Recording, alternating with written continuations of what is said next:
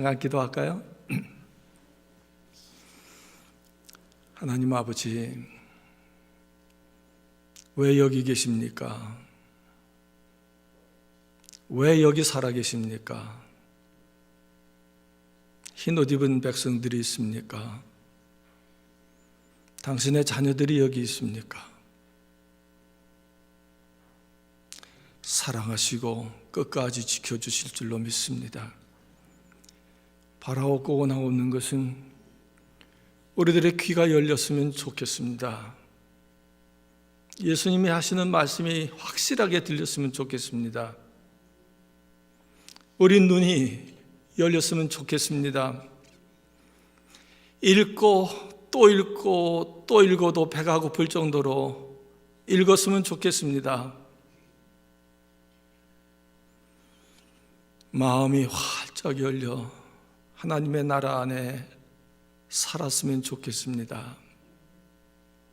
전하시는 목사님이나 듣는 성도들이 다 하나님의 자녀들이 되었으면 좋겠습니다. 주님 원하셨고 계신 줄로 믿습니다. 부족한 종이 주께서 말씀하신 40년 동안의 아름다운 주의 복음의 말씀을 이 시간에 주님 안에서, 하나님 안에서 발견된 자로 전하고 싶사오니 들려주시기를 바랍니다. 마음에 새겨주시기를 간절히 기도합니다. 그래서 이곳에 있는 사람들, 영혼들이 구원을 얻는 놀라운 믿음을 갖게 해주시기를 간절히 기도합니다. 그래야 종이 마음에 평강이 있을 것 같습니다. 하나님, 기뻐 이 예배를 받으시고 종을 붙잡으시고 성도들의 심령을 붙잡으시옵소서. 예수님의 이름으로 기도합니다. 아멘.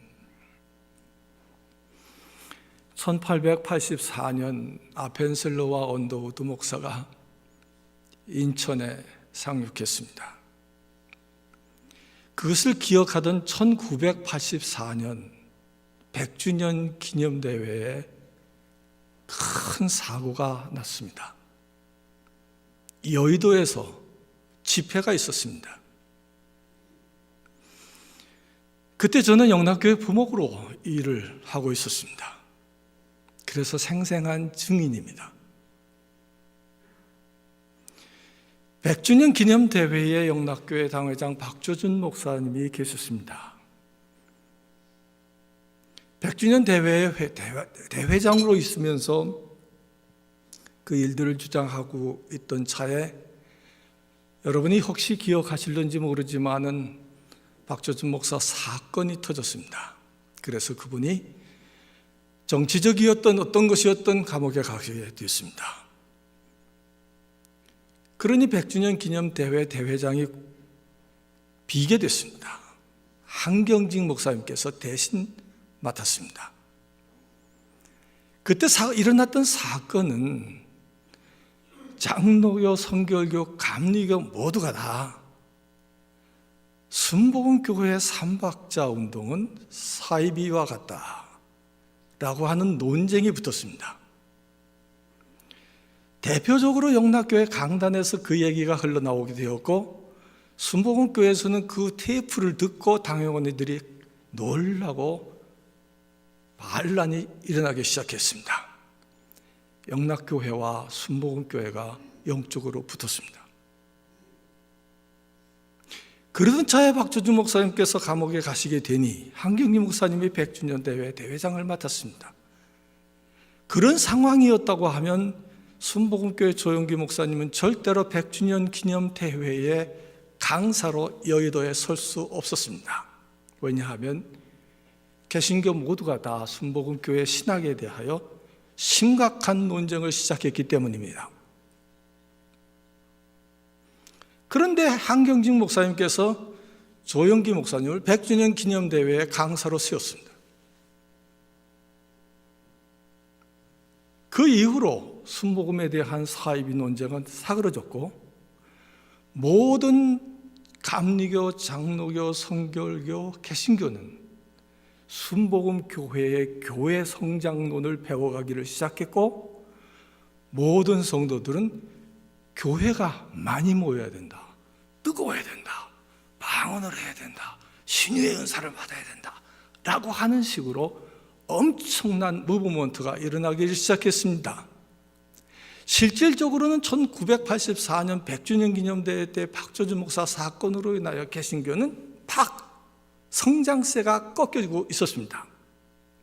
그런데 순복음 운동이 각 처처에서마다 그동안은 잠자고 있다가 조용기 목사님이 100주년 기념대회에 섰다라고 하는 그 일로 폭발적으로 순복음교회는 성장하기를 시작을 했습니다.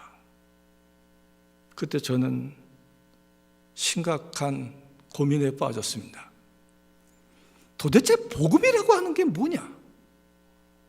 그리고 또 순복음은 또 뭐냐? 개신교의 신학이 옳은 것이냐, 순복음 교회의 신학이 옳은 것이냐 라고 하는 딜레마에 빠졌습니다. 주께서 인도하셔서 영국에 가서 공부를 시작했습니다. 왜? 미국에 선교한 교회는 영국 교회입니다. 그 영국에 가면 이 순복음이냐 복음이냐라고 하는 것에 대한 분별력이 제게 좀 생길 줄 알았습니다. 갔더니 하이너머 영국 교회가 3%만 교회를 다니고 나머지 사람들은 전부 다 교회를 안 다닌 겁니다. 하다못해 내가 그 교회에서 세례를 받은 사람인데 그 세례 증서를 나한테 들어주시오, 나는 그 교회 세례교인 되고 싶지 않소 라고 하는 일까지 벌어지기 시작한 교회가 퇴락했던 교회, 영국이었습니다. 괴로웠습니다. 선교사 훈련을 막 받고 영국에 간 사람이 선교가 뭔지에 대하여 궁금증과 딜레마에 내가 빠졌습니다. 주님, 이게 뭡니까? 나를 왜 여기 보냈습니까? 하고 기도하는 차에 꿈에 제게 보여주신 한 비전이 있었습니다. 교회당입니다. 저는 큰 교회를 보았습니다. 그 안에 들어갔습니다. 들어갔더니 반은 정확하게 선이 내려긋더니 한쪽은 강대상, 성찬상, 세례대 다 있습니다. 그런데 한쪽은 법당이 있습니다. 부처님이 계셨습니다. 교회 안에 교회와 법당이 같이 있는 꿈을 꾸게 됐습니다. 아하, 교회가 온전하지 않구나 하는 것을 알게 됐습니다. 그럼 왜 교회 안에 법당이 있습니까? 하는 질문을 하게 됐습니다. 정말 주님이 우리에게 주신 복음은 도대체 무엇이고 왜 법당에 이 안에 들어와 있는 겁니까? 그걸 왜 교회가 용납하고 있습니까? 하고 물었습니다. 결국은 저는 영국을 떠나서 한국에 잠시 머물러 있었지만 미국에 선교학 학위를 얻기 위하여 기회를 또 주시더라고요. 미국에 갔습니다. 선교사님들이 교수가 돼서 강의를 시작을 하고 거기서 4년 동안 공부를 했습니다. 그러면서 논문을 써야 되는데 내가 궁금해하는 복음은 도대체 무엇이고 왜 교회에 법당이 들어와 있는지 이걸 찾고 싶습니다 라고 교수들하고 상의를 하면서 1907년 선교사님들이 한국 교회를 묘사한 책을 보게 됐는데 그 선교에 대한 기록 속에 무슨 얘기가 있었냐 하면 Three religions are in one. 세 개의 종교가 하나로 묶여있는 한국 사람들라고 하는 선교사의 기록을 보게 됩니다. 여러분, 우리 사회나 역사와 문화 속에서 여러분들은 어떻게 살아왔는지 잘 모르겠습니다만은 병이 걸리면 어딜 찾아가야죠? 굿하러 가죠. 치병구술 하면 띵가 하면서 구슬해야 합니다. 자녀를 낳고 싶고 사업이 잘 되면 어디로 가야죠? 비나이다 법당에 가야 합니다. 삼성각이라고 하는 데는 불교는 그걸 하는 데입니다. 또 아이들을 교육을 시키고 싶으면 어디로 보내죠? 공자왈, 맹자왈 하는 유교로 보냅니다. 이거를 꺼리낌이 없이 하는 사람들이 누굽니까? 우리 조상들이요. 우리 문화 속이요. 우리 역사 속에 그것들이 다 담겨 있습니다. 불교, 유교, 무당종교 세 개가 한국 사람들의 마음속에 다 담겨져 있고 이것은 충돌이 일어나지 않는다. 깜짝 놀랐습니다. 그러면서 제게 내 영혼이 잘됨 같이 내가 범사가 잘되고 강건하기를 바란다라고 하는 삼박자 구원론에 세 개의 종교를 기독교 안에 하나로 묶어놨구나 하는 결론을 얻게 됩니다. 교수들이 이 논문을 보고 얼마나 놀랐는지 모릅니다. 복음을 한국 땅에다가 심었는데 이 복음이 한국 사람들에게는 세 개의 종교를 하나로 묶어 놓아서 교회 안에 다 가져도 문제가 없이 한국 교회는 부흥한 나라가 됐구나라고 하는 것을 선교사들이 발견했기 때문입니다. 저도 그것을 알고 예루살렘 교회의 각 구멍마다 예루살렘 성당에 얼마나 많은 우상들이 있었는지 에스겔서에서 이사야서에서 찾을 수 있습니다. 바벨론으로 포로되어 가기 전에는 예루살렘 성전이 우상을 섬기고 있었기 때문입니다. 성전이 얼마나 아름다웠습니까? 그런데 제사장들, 서기관들은 모두가 다 율법주의에 빠져서 하나님 앞에서 자기들이 어떻게 살아야 할 것에 대해서는 관심이 없고 이 성전을 어떻게 하면 잘 지켜나갈까 하는 것에 대한 관심만 있고 자기 직위에 대한 관심이 있고 이 제도를 어떻게 운영해 나갈 것에 대한 관심이 있었습니다. 하나님을 잊어버렸습니다. 메시아가 올 것에 대한 기대감도 잊어버렸습니다. 그가 오시면 분명히 예언서와 시편에서 기록했습니다. 메시아가 오신다. 그런데 그들은 어떻게 했습니까? 네가 메시아냐? 네가 그리스도냐? 네 말이 옳도다 하신 예수님께 대하여 어떻게 방자하도다 네가 하나님이냐 하면서 예수를 십자가에 죽였습니다. 이게 예루살렘 성전의 모습입니다. 거기 여러분들의 신앙 속에 이런 것들이 담겨져 있습니까? 예수님이 오시면 예수님 당신은 우리의 메시아가 아닙니다라고 예수를 죽이겠습니까? 아니, 죽이고 있습니다. 신앙심이라고 하는 것과 믿음은 다릅니다. 다시 말합니다. 신앙심과 믿음은 다릅니다. 신앙심은 얼마든지 유교식으로 교회 안에 생활할 수 있습니다. 성경은 66권으로 되어 있대. 그리고 예수는 하나님의 아들이래. 그래? 그렇구나. 어느 목사님 설교가 기가 막히게 좋았어. 성경을 읽으면 이런 그 신학 쪽에서 그런 얘기 있잖아 하고 공자왈 맹자왈 하듯이 성경을 지식으로만 알아나가기를 시작합니다. 상식으로 알아나가기 시작합니다. 예수님과는 관계없이도 얼마든지 교회 생활하는데 무리가 없습니다. 그리고 그걸 잘 알면 잘 알수록 권사가 되고 장로님이 되고 목사가 됩니다. 예수님의 이야기하고는 상관이 없습니다. 하나님이 무엇을 원하시는지에 대해서는 관심도 없습니다. 들려줘도 들을 귀가 없습니다. 마음이 생기지를 않습니다. 더군다나 교회에 와서 아이들이 시험을 보러 가는데 며칠씩 기도회를 합니까? 저희 한국교회를 떠난 지 오래돼서 잘 100일 기도합니까? 40일 기도합니까? 40일?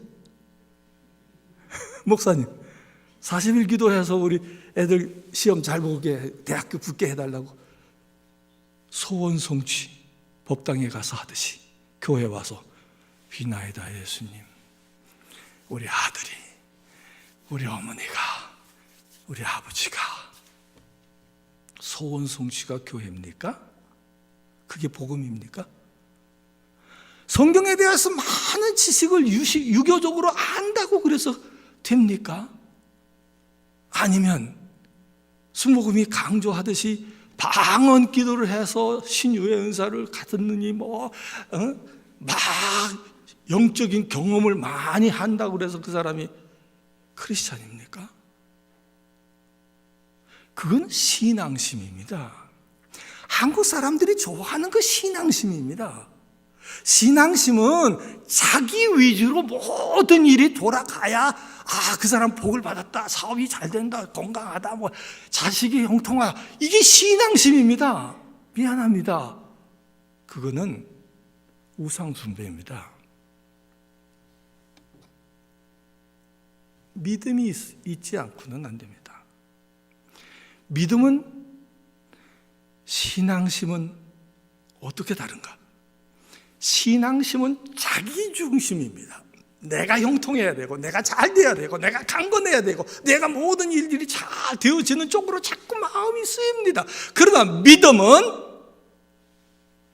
아브라함에게 명하신 대로 그대로입니다.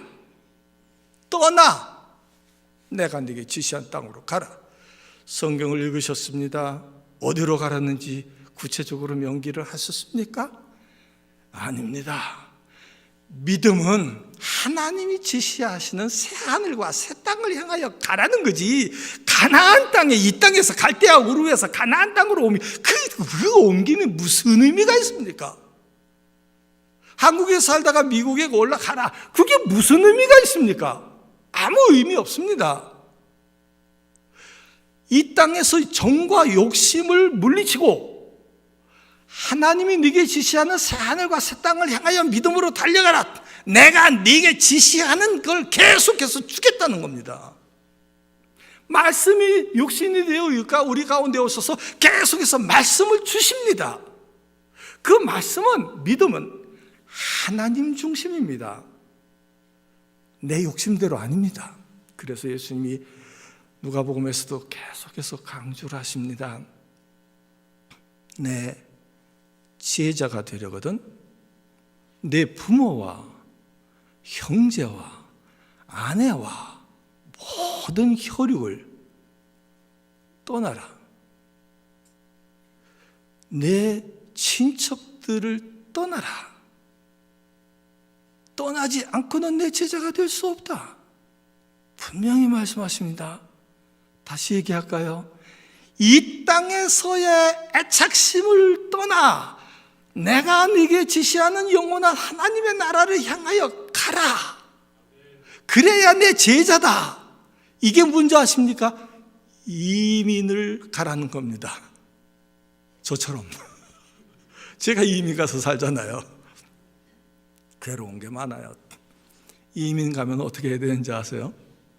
그동안 애지중지하던 쇼파를 다 버리고 가야 되고, 친척들도 다 떠나고 가야 돼요. 형제 자매들, 그리고 더군다나 네가 가지고 있는 땅을 팔아 가난한 자들에게 다 나누어 주라. 그러지 않고는 내 제자가 될 수가 없다. 더군다나 세상을 사랑하지 말라. 돈을 사랑하지 말라. 땅을 사랑하지 말라. 돈을 사랑하지 말라. 정과 욕심으로 똘똘 뭉쳐있는 네 형제도 떠나야 된다. 친척도 떠나야 된다. 이걸 어떻게 감당합니까? 이 세상을 완전히 떠나 하나님 중심으로 살아가는 사람이 그것이 믿음이지, 내 욕심대로 성경을 이해하고 내 욕심대로 교회 제도 안에 적당히 섞여서 살고 자기 직분을 유지하기 위하여 정치를 하면서 살아가는 그것은 어디까지나 자기 중심의 신앙생활이지, 하나님 중심으로 나를 포기하고 자기 십자가를 지고 예수님을 따르라고 하는 일은 감당 못하는 거예요. 저는 이거 배우려고 주님이 제게 이거 가르쳐 주시려고 뺑뺑 돌리셨어요. 얼마나 고생했는지 몰라요. 미안합니다마는 이 복음을 가르치면요, 교회에서 쫓겨납니다. 누가 쫓아냅니까? 제일 무서운 장로님들이 쫓아냅니다. 왜? 내가 알고 있는 교회와 목사님이 가르치는 복음은 다릅니다. 나는 신앙생활 잘하는데 당신은 무슨 믿음, 왜 하나님 중심으로 하니까 사람인데 하나님이 세상을 이처럼 사랑해서 독생자를 줬는데 그 예수만 믿으면 됐지, 뭘 나를 희생하고 땅을 팔으라고 그러고 친척을 떠나라고 그러고 뭐 정과 욕심을, 돈을 사랑하지 말고 세상을 사랑하지 말라고 가르치면 누가 교회에 나옵니까? 다 떠나지. 교인수 팍팍 줍니다. 그런 목사는, 이민자의 삶을 사는 목사는 거지가 돼서 쫓겨납니다. 누구처럼? 예수님처럼 십자가에서 죽임을 당해야 합니다. 저는 오늘 이 말씀 준비하면서 유 목사님이 제일 걱정되더라고요. 이 목사님이 이 복음을 전하면 교회에서 이제 쫓겨나게 될 텐데 어떡하면 좋지? 그러나 여러분들이 중심을 잡으면 하나님이 여러분과 함께 계실 줄로 믿습니다. 자, 어떻게 해야 믿음이 이루어집니까? 여러분들의 몸은 흙으로 만들어져 있습니다. 물과 함께 하나님이 그렇게 창조하셨습니다. 그리고 하나님이 여러분의 밭에, 흙이죠, 물이 있는 여러분의 밭에 예수의 복음의 말씀을 씨를 뿌렸습니다. 그런데 어떤 사람은 길가가 됐습니다. 그 씨가 자라지 못합니다. 어떤 사람은 가시덤불이 됐습니다. 어떤 사람은 돌짝밭입니다. 그런데 어떤 사람은 좋은 밭에 그 씨가 떨어졌습니다. 여러분의 심령 속에 오늘 이 시간도 또 앞으로도 목사님을 통하여 복음의 씨를 여러분에게 계속해서 던질 겁니다. 여러분이 그 복음의 씨를 어떻게 받을 것이냐? 좋은 밭으로 받으시기를 축원합니다. 무엇이 좋은 밭인지 아십니까? 좋은 밭은 먼저 뭐가 있습니까?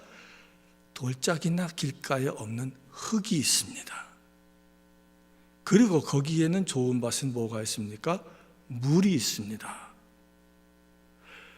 그 좋은 밭에 씨가 뿌려지면 이 씨가 모양이 달라지기를 시작합니다. 처음 것은 없어지고 새로운 모양을 만들어 씨를 내립니다. 씨가 한 알 그대로 있으면 열매를 맺지 못하나 그 씨가 죽으면 많은 열매를 맺느니라. 여러분 속에 하나님의 말씀이 물처럼 계속해서 가물지 않아야 합니다. 그래야 뿌리가 내리고, 그래야 여러분의 마음밭이 말씀으로 움직이는 생명체가 돼서 성령이 하시는 말이 뭔지 땅을 뚫고 올라오는 새싹이 되어 올라옵니다. 올라와서 해를 받기를 시작합니다. 성령이여 내게 빛을 비추소서, 하나님의 영이 내게 오십시오. 지금까지는 내가 신앙심이라고 하는 스피릿, 혼 속의 삶을 살았고 인간의 죄성의 혼 속에 살았지만, 성령이여 홀리 스피릿이여 제발 내게 홀리를 주십시오.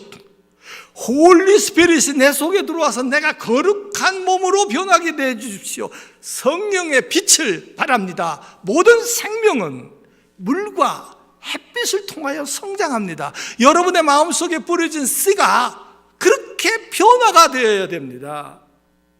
그러기 위하여 하여야 할 가장 중요한 것은 신앙심이 믿음으로 돌아설 수 있는 터닝 포인트는 매일 성경의 말씀이 여러분의 마음속에 녹아내느냐는 거예요. 성경 없이도 기도할 수 있습니다. 신앙심이에요. 성경대로 기도를 해야 합니다. 내 욕심대로 기도하는 것은 하나님이 들으시지도 않아요. 저는 40년 동안 목회하면서 이 말씀을 받기까지 오늘 처음 이 설교하는 거예요. 마지막으로 하는 거예요. 그러니 제가 이 목사님께 고맙지 않을 수가 있겠습니까? 목사님께 고맙죠? 목사님께 한번 박수 한번 합시다.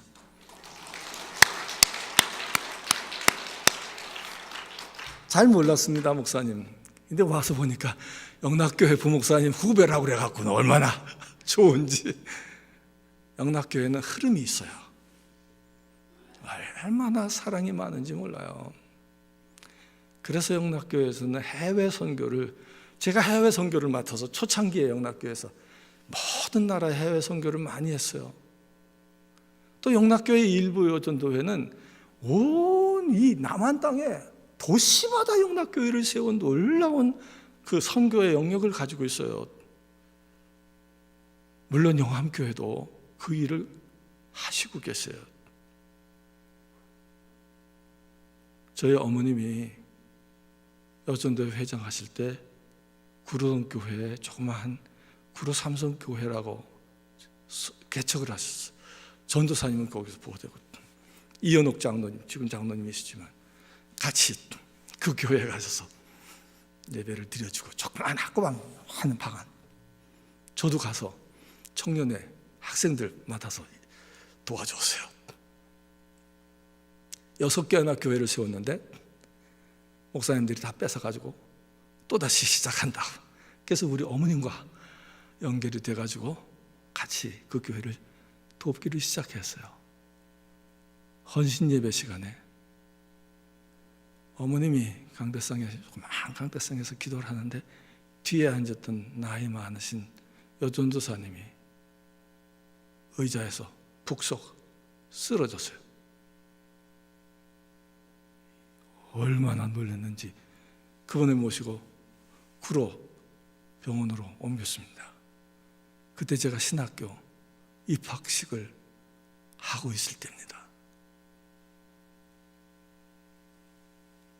너무 놀라 병실을 찾아갔습니다. 6인실인데 얼마나 불쌍한지. 하나님, 평생을 교회 개척을 하고 사시는 전도사님의 마지막 길을 이렇게 두시면 되겠습니까? 데려가시든지 빨리 깨우시든지 하십시오. 기도가 끝나자마자 전도사님의 숨이 딱 스톱하는 거예요.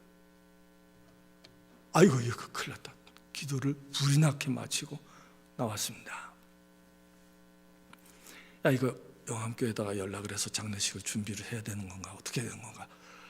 이거 응급실로 지금 내려갔는데, 그랬더니 저희 옆에 있던 저희 집사람이, 될 사람이 천사가 오셔서 같이 흰 옷 입은 두 분이 병실에서 나가는 것을 보았습니다. 아차, 영혼을 데리고 영혼이 구원받는다는 것을 이렇게 보여주시는 거구나 깨닫게 됐습니다. 여러분, 제가 한 가지 질문을 합니다. 여러분이 마음에 합하시면 예라고 목소리를 내주시기 바랍니다. 여러분은 하나님의 아들 예수 그리스도가 생명의 말씀인 줄 알고 그 예수님의 말씀을 매일 목마르지 않게 먹고 사시겠습니까? 먹고 사시겠습니까? 이 대답과 동시에 하나님의 영이, 홀리가 여러분의 혼 속에 들어가 영혼이 됩니다. 하나님을 아는 씨가, 말씀의 씨가 여러분 속에 자리 잡기를 시작합니다. 그 영혼을 구원시키기 위하여 여러분이 해야 할 일이 있단 말입니다. 믿음은요, 하나님이 주시는 생명입니다. 그리고 믿음은요, 신앙과 달라 믿음은 여러분이 길러내야 할 생명입니다. 다시 얘기할게요.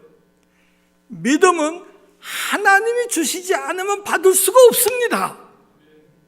그리고 믿음은 여러분이 사랑하며 길러내지 않으면 안 됩니다. 내 중심으로 길러지지를 않아요. 무엇로 길러야 돼요? 성경의 말씀이 내 귀에 들려야 돼요. 성경의 말씀을 눈으로 보아야 돼요. 그리고 성경의 말씀이 내 마음속에서 부글부글 끓어올라야 돼요. 그 말씀을 붙잡고 하나님께 기도해야 돼요. 기도하면 말씀이, 씨가 내 속에서 다른 born again, 중생이라고 하는 변질 모양이 달라집니다. 그리고 생명이 움직이기를 시작합니다. 여러분이 영을 느낄 수가 있습니다. 그리고 그 다음에는 거룩하지 않은 것과는 타협하지 않습니다. 거룩해야 합니다, 여러분. 세상 사람들과 달라야 합니다. 육신의 일을 도모하지 말고 영의 일을 꾸미라고 바울 사도가 얘기를 하는 것처럼 여러분들은 이 세상에서 이민자예요. 내가 네게 지시하는 새하늘과 새 땅을 향하여 가라. 하늘나라에서 우리에게 비춰주는 거룩한 하나님의 햇빛을 추구해라. 그래야 네가 땅 속에 있는 이 말씀이 움직이기를 시작해서 뿌리를 내리고 줄기를 나와서 잎사귀가 나와가지고 그 상상해 보세요. 그렇게 되기 시작하면 그게 생명이 이 일을 시작하는 건데 그때서야 하나님이 여러분에게 관심을 둡니다. 오? 야야야, 얘네들 힘이 약하다. 세상에 그냥 뒀다가는 밟히겠다. 큰일 났으니까 얘들 보호하기를 시작해라. 거룩한 영은 절대로 하나라도 하나님이 포기하지 않습니다. 그때 여러분은 믿음으로 하나님께 기도할 수가 있습니다. 그게 기도지 비나이다가 아닙니다. 생명이 없이 신앙생활하는 것은 모양은 있으나 능력이 없습니다. 우리 어머님도 권사님이셨어요. 우리 아버님도 장로님이셨어요. 30에 장로가 돼서 아까 우리 원로 장로님 말씀드리니까 영암교회 장로장님 50년을 마치시고 이제 하나님 나라 가셨다고 말씀하시는 걸 들었는데 장로님이 됐든 권사가 됐든 목사가 됐든 하늘나라로 여러분의 마음과 생각이 바뀌지 않으면 여러분들의 신앙생활에 nothing, 아무것도 아닙니다. 종교생활밖에는 안 남아요. 그는 부처를 믿는 거나 공자를 믿는 거나 무당에 가서 구틀 하는 거 똑같아요. 제발, 시간이 많이 갔습니다마는 제발 하나님이 주시는 믿음, 그 생명, 여러분이 길러내야 하는 믿음의 생명 놓치지 마세요. 이걸 잘 감당하는 사람이어야 진정으로 하나님의 자녀라고 하는 놀라운 축복을 받을 수 있게 될 줄로 믿습니다. 끝까지 달려갈 길을 달려갈 줄 아는, 그래서 하나님과 내가 아버지 할 때 왜? 하고 우리에게 관심을 두실 수 있을 때, 그때는 여러분 세상에 주는 평안이 아니라 하나님 안에, 하나님의 품 안에 있는 놀라운 평강이 있어요. 물론 그 사람은 가난할 수 있어요. 물론 그 사람은 이 세상에서 이민자의 삶을 살기 때문에 넉넉하지 않을 수 있어요. 돈을 사랑하지 않는 사람은요, 돈이 안 모여요. 왜? 자꾸 나눠주니까. 교회는 제도적으로 가난한 사람들을 나누어주기 위해서 있는 거지, 제도를 만들기 위해서, 유지하기 위해서 있는 게 아니에요. 가난한 사람들을 돌보세요. 특별히 여러분 친척들 중에서 가난하고 힘든 소리가 들려왔다. 에이, 저는 일도 안 하고 못돼 먹어서, 이렇게 생각하는 것은 세상 사람들이지만, 예수 믿는 사람들은 친척들 중에서 가난하고 힘든 사람이 있다 그러면 관계가 안 좋아도 몰래라도 다른 사람을 통해서 도와줘야 돼요. 이게 교회예요. 이게 믿음이에요. 이렇게 살아있는 움직임이 여러분의 마음속에서 꿈틀꿈틀 가난한 사람들을 돕고 어려운 사람들의 도움을 되고 할 때, 하나님은 여러분에게 엄청난 관심을 갖고 돕기를 시작합니다. 그리고 아버지, 이 사람 불쌍해요, 도와주세요 라고 기도할 때 하나님이 이 일을 시작합니다. 그리고 여러분의 욕심대로 기도하지 말고 아버지의 뜻이 사랑 가운데 그분에게 임해 주십시오 라고 기도하면, 여러분들은 흰옷 입은 하나님의 자녀가 될 줄로 믿습니다. 영암교회가 그렇게 살아있는 믿음의 삶을 만들어내는 놀라운 교회, 성령이 항상 영혼의 햇빛을 비춰주시는 그런 교회가 되기를 주의 이름으로 축원합니다. 기도합시다. 아버지, 주께서 이곳에 서게 하셨습니다. 그렇다면 주께서 듣게 하실 줄로 믿습니다. 영암교회에 하나님의 나라가 임하게 하옵소서. 주님의 말씀이 살아 움직일 수 있도록 축복하옵소서. 한국 사람으로 살지만 한국의 영으로 살지 말게 하시고, 하나님의 나라, 하나님의 자녀로 살아 그 영혼이 뒤로 물러나 침륜에 빠지는 사람이 아니라, 보지 못하지만 영혼이 살아 움직이는 역사가 있는 교회 영혼들 다 돼요. 아버지 앞에 옳다, 잘했다, 내게 와서 쉬라, 영생을 같이 나누라, 축복하시는 생명들 되게 하옵소서. 이 교회가 예수 그리스도의 살아계신 몸된 교회가 되어지도록 역사해 주시기를 주께 간절히 의탁하옵고 예수님의 이름으로 기도하옵나이다. 아멘.